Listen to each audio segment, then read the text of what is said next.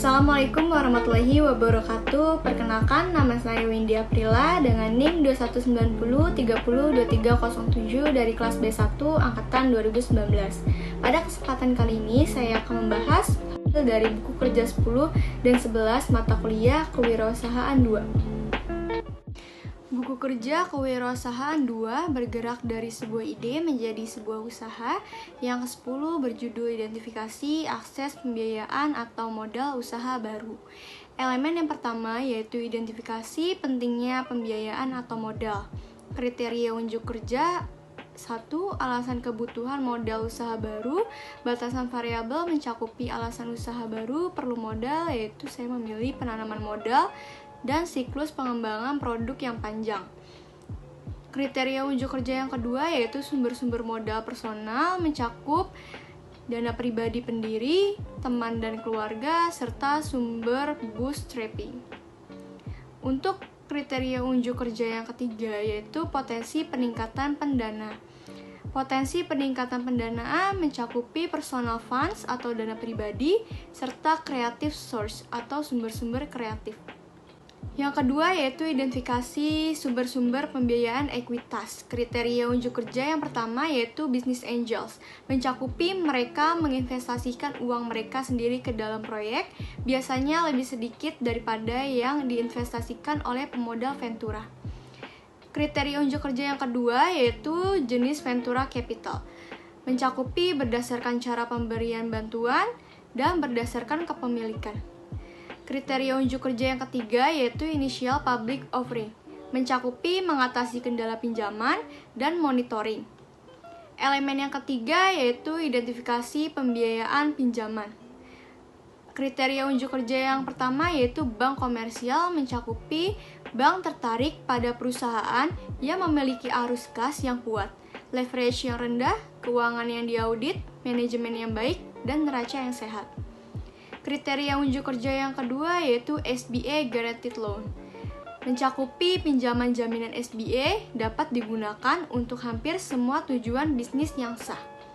Kriteria unjuk kerja yang ketiga yaitu sumber-sumber pinjaman lain, mencakupi teman dan keluarga, dan jaringan langganan peer-to-peer. Elemen yang keempat yaitu identifikasi sumber-sumber kreatif pembiayaan dan modal. Kriteria unjuk kerja yang pertama yaitu leasing atau sewa, mencakupi sewa merupakan perjanjian tertulis di mana pemilik properti mengizinkan seseorang individu atau bisnis untuk menggunakan properti tersebut selama jangka waktu tertentu dengan imbalan pembayaran. Lalu keuntungan utama dari leasing adalah memungkinkan perusahaan mengakuisisi penggunaan aset dengan uang muka sangat sedikit atau tidak sama sekali. Selanjutnya, sebagian besar sewa menggunakan uang muka sederhana dan pembayaran bulanan selama masa sewa. Kriteria unjuk kerja yang kedua yaitu SBIR dan STTR. Mencakupi program ini memberikan hibah tunai kepada pengusaha yang mengerjakan proyek di area tertentu. Lalu program SBIR adalah program hibah kompetitif untuk usaha kecil di tahap awal dan proyek pembangunan. Yang ketiga, SBIR adalah program 3 fase, yang berarti bahwa perusahaan yang memenuhi syarat memiliki potensi untuk menerima lebih dari satu hibah untuk mendanai proposal tertentu. Selanjutnya, ada buku kerja ke-11 mata kuliah KWU 2, yaitu identifikasi dan evaluasi peluang pemasaran. Langkah-langkah yang pertama yaitu identifikasi peluang pemasaran. Kriteria kinerja 1.1, informasi tentang kebutuhan pasar dan jenis pemasaran. Hasil atau rekaman hasil. Informasi tentang kebutuhan pasar mencakupi kinerja pesaing, kebutuhan pelanggan, persyaratan hukum dan etika, tren dan perkembangan pasar baru dan berkembang, profitabilitas, dan angka penjualan. Jenis pemasaran mencakupi pemasaran langsung, pemasaran barang, pemasaran sektor publik, dan pemasaran jarak jauh. 1.2. Potensi pasar baru dan kontribusi pada bisnis.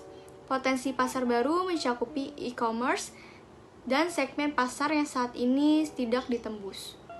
Kontribusi pada bisnis mencakup pertumbuhan dan profitabilitas. Selanjutnya, kriteria kinerja 1.3 yaitu pendekatan kewirausahaan, inovatif dan ide-ide kreatif, mencakupi functional approach dan managerial approach. Selanjutnya, langkah yang kedua yaitu investigasi peluang pemasaran.